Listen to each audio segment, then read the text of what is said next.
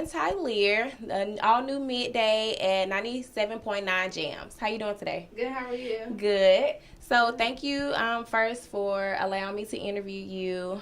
I really appreciate that. Thank you. Okay, so we're going to start with something fun. How would you describe yourself in one word? Ooh, let's see. One word. I'm pretty dramatic, but in a good way. Mm-hmm. Like my personality, I'm just over the top, But I'm still really reserved and stuff. But for the most part, I'm pretty dramatic. I'm like bubbly, Right. And stuff. That's the word I use for myself too. I'm a little quite bubbly. Friendly. So yeah. All right. Can you tell us a little about what you do with your entrepreneurship, your business, Women on Air? Can you just give us a little more details about that? So I created Women on Air about a year and a half ago. It's an LLC-based company, and I also have a nonprofit as well. So it's basically just a community that I've built for women like yourself who are trying to get into the field, TV, radio, production, all that good stuff. Because when I was a senior in college, I didn't have anybody to go to and say, hey, what's an air check, what's a demo reel? So it's kind of like a community for all of us to kind of network and learn new things. So it's fun. You like it, right? Yeah. Okay. Yeah. I've been following you, I think, after you tried out to be the DJ here. Oh, really? Yeah, so I found you on the page, and then I'm like, let me follow her. Good. Yeah. Okay, so what were you doing before you started your business? Before I started my business, well, I've always had like your normal 9 to 5 type of thing. So you gotta pay your bills. Working a normal 9 to 5. I've pretty much had like every type of job. I worked at a hotel. I worked at a waitress.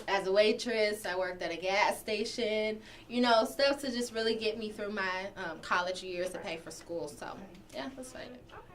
What gave you the spark to even come up with Women on Air? And just how did you find that inspiration?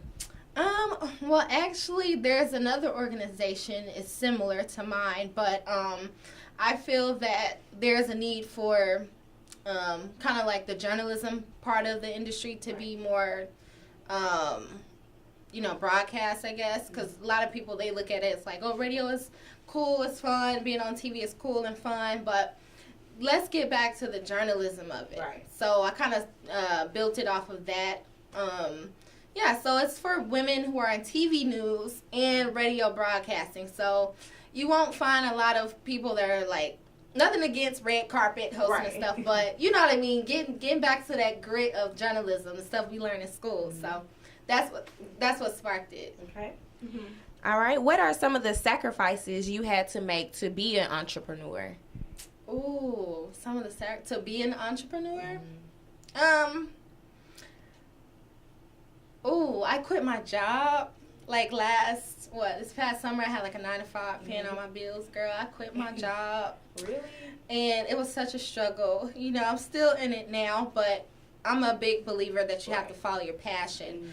And with that comes with sacrificing money, sleep, stuff like that. So I definitely sacrificed income and sleep and social life to a certain extent because, I really wanted to take on that entrepreneurship role. So you even sacrificed leaving your family to come here from Georgia, right? I know. Yeah, it's crazy. I'm from Atlanta, so my mom, she's pretty supportive. She just really realized maybe last year or so what I was doing. Because, I think if you have, like, a traditional parent, they kind of like, oh, we'll go to school to be a doctor, lawyer. Teacher. But, so she's just now understanding what I'm doing, and she's seeing the success behind it. So, yeah, I miss my family. It's different. It is. I felt the same way when I came here.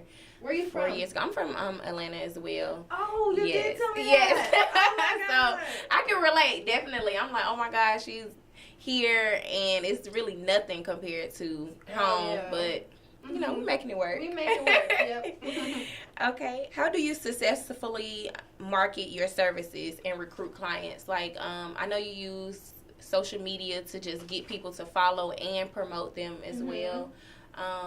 Do you have any sponsors or anything like with your brunch you're having upcoming? Yeah. So, well, using social media is a big thing because, you know, the outreach is amazing. Right. But last year I did my first brunch. I didn't have any, I didn't have anybody sponsoring the brunch, but this year I have Moscato Life, which is a good wine brand that I've linked up with.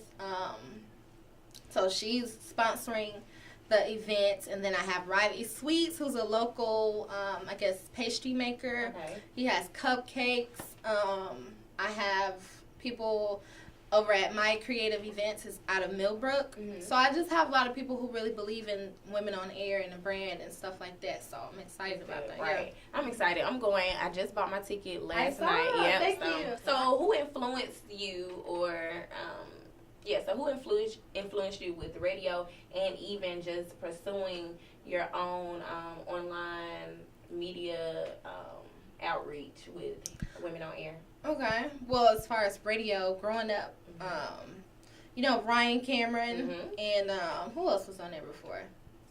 Frankie. Yeah, Frankie and Wanda. It was somebody before Ryan, though. Before Frank. Okay. Anyways, we know who we're talking about. So, yeah, growing up, my mom, she would, like, enter me in, like, the contest and be constantly calling, trying to get tickets. So I always saw that interaction with her and her being excited to talk to Ryan Cameron or Frank Ski. So I was just, like, fascinated by that.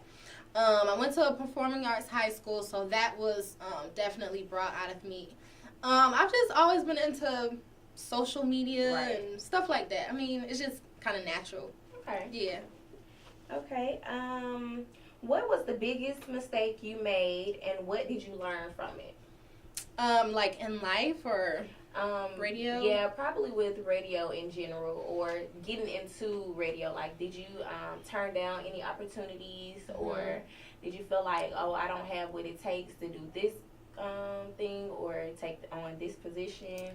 Yeah, I don't think I've made any big mistakes. I think off the top of my head is not taking the initiative quicker.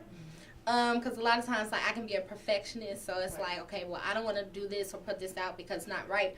But I learned when you have ideas and stuff you want to do, just put it out there, get it rolling, because you don't know how it's going to be received. Right. So that was my thing. I probably should have started this Women on Air thing quicker. A long time ago. Yeah. But it's still doing good. So thank you. I think you're doing well. Thank you. Describe your outline of your typical day. Oh my God, I'm so boring. I'm boring. Really? Yeah. Or is Montgomery making you boring? Or are you a boring person? I'm pretty boring. Yeah.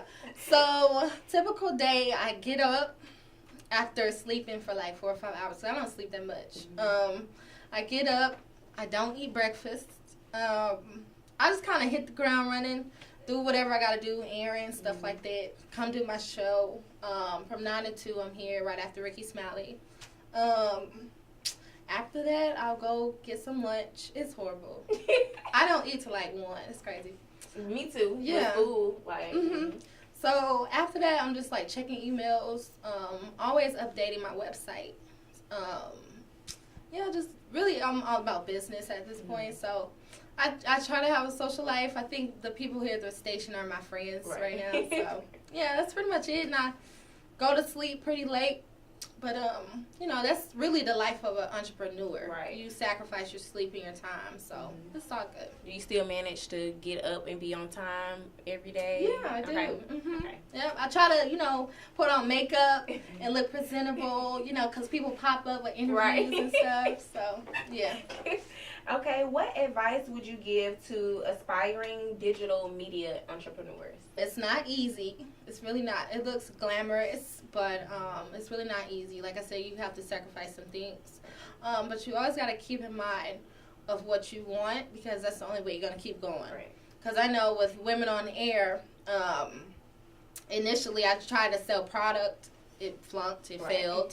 So you just have to have the, you know, resilience to keep at it and know your target audience and, you know what you capitalize off of what you have to offer. So just focus, keep doing it. Yeah. Okay. All right. Well, thank you. This concludes our interview today, and I appreciate you so much again for allowing me to come in while you're doing your show. Thank you. Thank you so much.